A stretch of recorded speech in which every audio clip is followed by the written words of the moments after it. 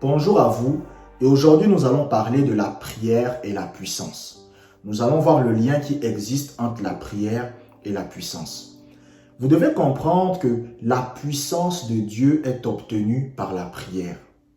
Un chrétien qui ne prie pas, un chrétien qui ne passe pas du temps avec Dieu, c'est un chrétien qui sera faible spirituellement. Lorsque vous lisez la Bible, l'apôtre Paul va dire par exemple, dans 1 Corinthiens chapitre 14 verset 18, il va dire « Je rends grâce à Dieu de ce que je parle en langue plus que vous tous. » Et la Bible dit « Si je parle en langue, mon esprit est en prière. » Donc en d'autres mots, ce que Paul est en train de dire, c'est quoi? Il est en train de dire « Je prie plus que vous tous. » Parce qu'il dit tout simplement, lui-même il explique, il dit que celui qui parle en langue prie en esprit. Et il dit « Je parle en langue plus que vous tous. » Donc il priait plus que tout le monde.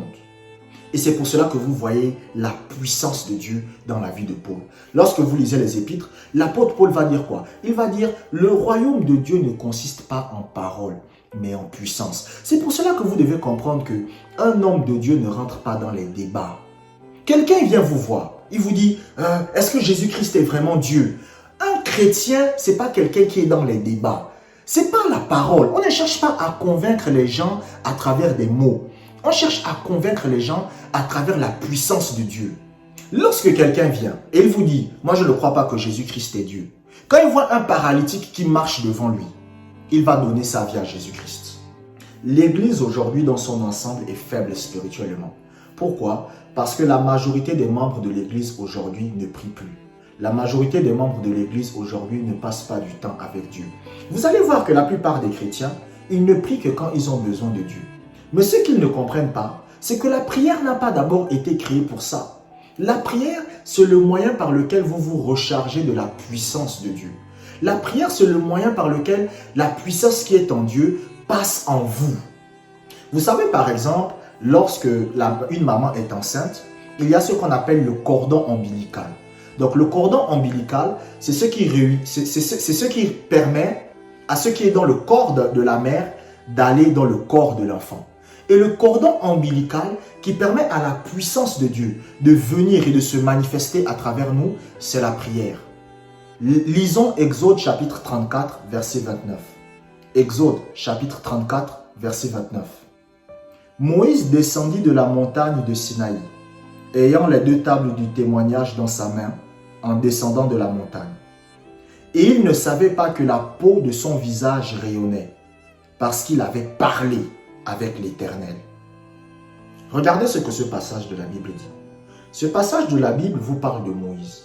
On vous dit quoi? Que Moïse part au mont Sinaï. Donc il monte sur une montagne, il part sur une montagne pour prier, pour parler à Dieu. Et la Bible dit qu'au moment où il redescend de la montagne, son visage brillait. Et la Bible nous donne la raison pour laquelle son visage brillait. Son visage brillait parce que la Bible dit qu'il avait parlé avec l'Éternel. C'est ça que fait la prière. Donc vous voyez qu'il y avait une gloire dans la vie de Moïse. La gloire du Seigneur s'est manifestée dans la vie de Moïse. Pourquoi? Parce que c'était un homme de prière. Beaucoup de chrétiens ne prient que quand ils ont des problèmes. Vous allez voir des chrétiens, ils font des mois et des mois sans prier. Ils vont à l'église, parce que vous devez comprendre qu'il y a des chrétiens qui vont à l'église simplement pour avoir une bonne conscience. Donc les dimanches, ils vont à l'église. Voilà, c'est simplement pour avoir une bonne conscience. Il y a des chrétiens, par exemple, qui vont à l'église à cause de leurs parents. Ce n'est pas parce qu'ils veulent aller à l'église. Il y a des chrétiens qui vont à l'église par tradition. Donc, il y a des chrétiens, ils n'ont pas de relation avec le Seigneur dans la prière. Mais lorsque vous allez voir qu'ils ont des problèmes, c'est là qu'ils commencent à prier. Mais le problème, c'est que c'est trop tard. Vous savez, il y a un homme de Dieu qui a dit, quand vous commencez à prier alors que vous avez des problèmes, vous étiez déjà dans les problèmes depuis. Ce n'est pas quand le problème arrive que vous devez commencer à prier. Avant que le problème n'arrive, c'est là que vous devez prier. Mais écoutez, je vous prends un exemple. Voici un joueur qui doit jouer la finale de la Coupe du Monde. Il ne s'entraîne jamais. Il ne fait pas du sport. Il s'en fout. Il part en boîte de nuit. Il fait du n'importe quoi. Maintenant, c'est le jour de la finale. Le jour de la finale, le jour du match, c'est là maintenant qu'il commence à s'entraîner. Ça ne sert à rien. Donc, il y a des chrétiens, vous ne priez jamais. Vous ne passez jamais du temps avec Dieu. Vous n'êtes jamais dans la présence du Seigneur. En fait, vous vous en foutez totalement. Maintenant, quand vous avez des problèmes, c'est là que vous dites maintenant, faut prier. C'est trop tard, ça ne marchera pas. Un jour, il y a un jeune homme qui allait à l'église, mais il ne priait jamais. Et le pasteur lui disait, faut prier, faut prier. Il ne priait jamais. Qu'est-ce qui va se passer? Sa mère va avoir le cancer. Là maintenant il a dit, je vais jeûner, je vais prier. C'est trop tard, sa mère est morte. Après il a dit, oh Dieu est méchant, Dieu est méchant. Mais non, s'il passait son temps dans la prière, il aurait pu éviter ça. Lisons Luc chapitre 9, verset 29. Luc chapitre 9, verset 29. Pendant que Jésus priait, l'aspect de son visage changea et son vêtement devint d'une éclatante blancheur. Vous voyez que dans ce passage biblique, on est en train de vous parler à nouveau de la gloire de Dieu. On vous dit que pendant que Jésus priait, l'aspect de son visage changea. Ça veut dire quoi? En fait, là, on est en train de vous parler de ce qui est en train de se passer sur le plan spirituel. Parce que lorsque vous priez, sur le plan physique, les gens ne voient rien. Mais c'est sur le plan spirituel que la chose est en train de se produire. Lorsqu'un chrétien, vous commencez à prier, les démons vous observent et ils voient que la gloire de Dieu qui est en vous commence à sortir. Ça commence à sortir. Mais quand vous ne priez pas, ils voient quoi? Ils voient que la gloire de Dieu est en train d'être étouffée, étouffée, étouffée, étouffée. Vous savez, c'est comme un feu. Plus votre feu est grand, plus vous allez être éclairé. Mais plus votre feu est petit, moins vous serez éclairé. C'est ce qui se passe. Donc quand vous priez, qu'est-ce qui se passe? Cela attise le feu qui est en vous. Et c'est ce que l'apôtre Paul va dire à Timothée. L'apôtre Paul va dire à Timothée, ranime le don qui est en toi. Et comment vous ranimez le don qui est en vous? C'est par la prière. C'est la prière qui fait en sorte que les capacités spirituelles de votre esprit humain commencent à se réveiller. Vous devez comprendre que la prière est comparable au fait de faire du sport. Vous avez vu quand vous partez faire du sport, vous allez voir que votre corps n'aime pas ça. Mais ça permet à votre corps de se maintenir en forme. Et de la même façon, lorsque vous priez, qu'est-ce qui se passe? Ça permet à votre esprit, votre corps spirituel de maintenir la forme. C'est pour cela que vous allez voir des chrétiens, quand un sorcier veut s'en prendre à lui, c'est qu'il doit être courageux. Je vous dis la vérité. Il y a des chrétiens, quand un sorcier veut s'en prendre à lui, c'est qu'il doit être courageux. Parce qu'il y a des chrétiens qu'on attaque, il y a des chrétiens qu'on n'attaque pas. Il y a des chrétiens qu'on sait que lui là, il prie. Lui là, il prie. Parce que vous savez, il y a des chrétiens qui font semblant. Vous allez voir des gens, ils ne prient que quand ils sont à l'église. Et les pharisiens et les sadducéens étaient comme ça. Les pharisiens et les sadducéens, c'était des gens qui n'avaient pas de vie de prière. Mais lorsqu'ils arrivaient à l'église, ils commencent à parler. Oh Dieu, Dieu d'Abraham, d'Isaac et de Jacob. Mais en réalité, lui-même, quand il est seul, il ne prie pas. Un homme de prière, c'est quelqu'un, lorsqu'il est devant les gens, il ne parle pas beaucoup. Mais lorsque maintenant, il est seul avec Dieu, là maintenant, il parle vraiment. C'est pour cela, un jour, il y avait un homme de Dieu, il était avec des amis. Après, ses amis lui ont posé la question. Ses amis lui ont dit, mais pourquoi toi, tu ne parles jamais beaucoup? Tu ne parles jamais beaucoup, tu es toujours calme. Et l'homme de Dieu va dire, la raison pour laquelle je ne parle pas beaucoup, c'est que je passe plus de temps à parler avec Dieu qu'avec les hommes. Parce que cet homme de Dieu avait compris que la puissance de Dieu s'obtient par la prière. Lisons Ésaïe chapitre 40, verset 31. Ésaïe chapitre 40, verset 31. Ceux qui se confient en l'Éternel renouvellent leur force.